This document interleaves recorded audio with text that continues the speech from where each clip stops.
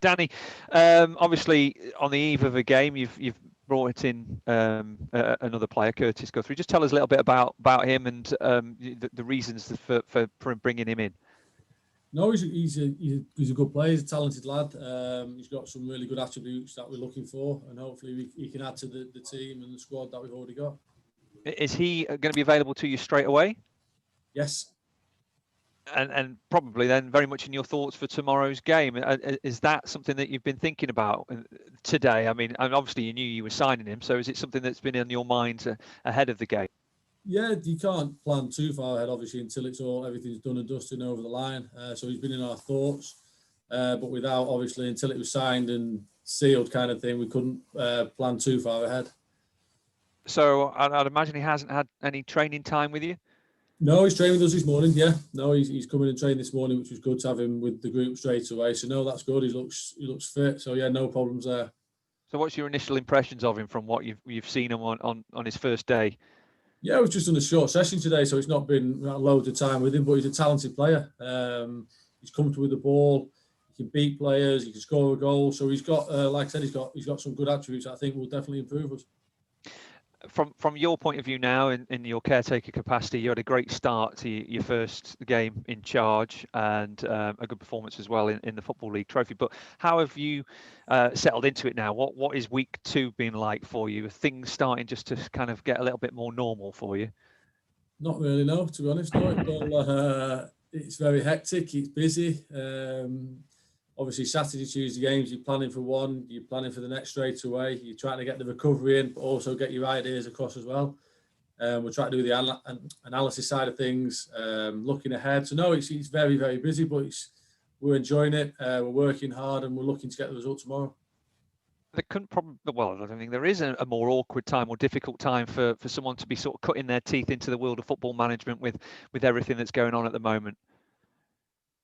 Yeah, I think football management is probably at the best of times quite crazy, especially in January. Adds to it. Obviously, what's going on in the world at the moment adds again to it. But no, they're just challenges. It keeps it interesting. The things you've got to overcome, and we've got to prepare the lads and focus for the games and do our work the best we can. You're looking obviously for back-to-back wins as well, and ideally as well, you'd like back-to-back clean sheets. I mean, how's the feeling amongst the squad at the moment, particularly after that result last weekend? Yeah, obviously the result gave us a massive lift. It was a good performance. We felt solid as a team, but there's also areas we thought we could improve. So yeah, hopefully we can maintain that compactness and the hard to beat side of things, but also add a little bit more quality as well. Have you got any other players available to you, or any other players that maybe aren't available to you tomorrow? Pope is struggling, so he won't be available. He took a nasty one on Tuesday, so yeah, Pope won't be available. Do you know at this? Obviously, after how well he'd done at the weekend. Yeah, do you know at this stage how long he could be out for? How long you could be without him? No, he's seen a specialist today, so we're just waiting for some feedback from that, and then we should know more either today or over the weekend. Must be frustrating for him as well because he's been waiting for his chance again. He gets it and then he's out injured, and frustrated for you as well because you lose a good player. Yeah, definitely. I think how well he played on Saturday, he was chomping at the bit really. We rested him purposely on Tuesday. We only brought him on towards the end, and unfortunately, which you can't prevent, he's taken a nasty fall, and yeah, he'll miss the weekend's game. With regards to the transfer window, obviously you've brought in Jake, you've brought in Curtis. Are you hopeful that maybe you can find one or two more players? I think we're always looking. We're constantly looking at players, different options. We feel we've got a strong squad now, and everybody's fit. But if the right person came along, we would definitely have a look at it. And in terms of what players that maybe aren't getting as much game time for you, and I know that's not as straightforward now during the pandemic, because you don't know how many players you might lose due to having to self-isolate, and you need a strong squad. But at the same time, there'll be players who will be desperate to be playing football. That is their job, that's their profession at the end of the day, and you've got to respect that as well as a manager. So are the players perhaps that you might be looking to do deals to move on in this transfer window? I'm sure there will be. If there's players outside of the squad or who we don't think are going to feature, I think if the right offers come along, there could be chances for a couple to maybe move on. we're not exactly sure who at this moment in time. But like I said, it's so difficult as we stand because it's so easy to lose a player, lose 2, 3 players. With the COVID situation or injuries at this moment in time, it's quite a difficult balance to make. Just looking to your opponents, what have you made of Forest Green Rovers? The strengths that they've got, because they're pushing high end at the top of the League Two table. So obviously a good team to be up there. They're a very good side. We know all about them. They play good football. They've got a very good manager who knows the league. So no, it's going to be a big test for us. It's a challenge we're looking forward to. We know how they play. The style they look to play, but they've got threats all over the pitch, so it's going to be a tough test for us. That's great for me, Danny. Thank you. Okay. Danny, obviously, in more ways than one, you might in the past have had to remove a player from the squad, as you did last time when Harry McCurdy had to be taken out. But I suppose the fact you haven't got Tom Pope, has that helped the situation, bringing in the new player? We're not sure at the moment. We're just going to wait to see how serious Pope is till what's decided going forward. I suppose that's an option, but you would have to wait over the weekend, would you, in that case? Or the fact that Tommy's injured, does that give you a bit of a free rein? No, we'll wait till after the weekend, I think, till that gets decided.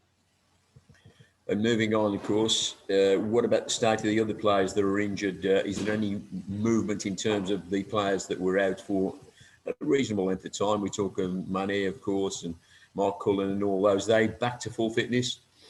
Yeah, Mark Cullen's back to full fitness. Sorry, he came on Tuesday night, so we're pleased to have him back. He's getting fitter and fitter. Manny's not quite ready, but he's improving each day. Gibbo's back training with us and he's fit, so it's great to have him back in the group, and he's really pushing on. So no, they're 3 good ones to have back. So the time scale of Gibbo, not quite this week, but certainly work in progress that he could be available for the next 2 games. Yeah, hopefully. Yeah, that's the plan. Yeah, he's trained today. He's trained earlier on. So no, yeah, like I said, it's good to have him back, and hopefully we'll be back sooner rather than later. You already alluded to Forest Green, very good attacking side, but ball retention is very much part of their game in many ways, Danny, isn't it really? It's all about getting the ball back off them, isn't it, once they get it? Yeah, like I said, they're a very good footballing side. They know how they want to play. They know exactly what they're doing, know the jobs, and they're a threat going forward. They keep the ball well. So no, like I said, it's going to be a good test for us, but one I think we're prepared for. This morning to go out to the AFL Trophy in more ways than one, but league is always going to be the priority, particularly the position we are in at this moment in time, Danny, isn't it? Yeah, we wanted to win on Tuesday night in the trophy, but it wasn't to be. But yeah, the priority was always going to be the league. So all the focus is now on that, and we can look ahead. And finally, from me, the pandemic is playing a big part, and today it's been featured heavily in the terms of training. Frank Lampard has gone out today and said that he's told his players in the games and the training sessions he doesn't want any celebrations if they're having short-sighted games, to try and emulate what's going on around, because there is still a slight threat that the government could call off football. What as a club are you doing about that in terms of the football side of it, Danny? Because Dave Artell said they're travelling in 2 coaches to Plymouth tomorrow and isolating as much as possible. Is that something that you've got in mind? Yeah, that's exactly what we're doing. We're Tuesday night, we're travelling 2 coaches to Sunderland. We'll do the same again on Saturday. The lads are changing in 2 separate dressing rooms. Nobody car shares. We don't eat at the ground anymore. So we're doing everything we can to keep the lads apart from each other for as long as possible. Obviously, when you're training with each other and playing with each other, you can only do that to a certain extent, but we're doing everything we can as a club to be as safe as possible. You can understand that from a point of view in your own mind in many ways, Danny, how important that is, isn't it, really? But is it frustrating, that we have reached this point? Yeah, I think it's frustrating, not just in football, but in any line of work, any place in the country. Everyone's struggling, everyone's finding it hard. We're lucky that we can still continue to work, still continue to play, train. It's not how it was. But we're lucky, like I said, we can still do it, and we're trying to do it as safely as possible, and hopefully we can continue. That's good for me, Danny. All the best tomorrow. Thank you. Danny, just going back to injuries, how were Alex Hurst and Danny Whitehead after Tuesday? Yeah, no, Alex Hurst fine, no problems. He's trained today, so yeah, no, that's pleasing. Danny Whitehead, no, he's struggling for this weekend, so he won't be right for this weekend. And you're talking about James Gibbons there. How big a boost is it to have James around the group, even if he's not fit for this weekend, just having part of things again? Yeah, it's a great boost. He's a big player. He's a big personality around the place. How he trains, how he plays, gives us all a lift. So no, it's great to have him back within the mix.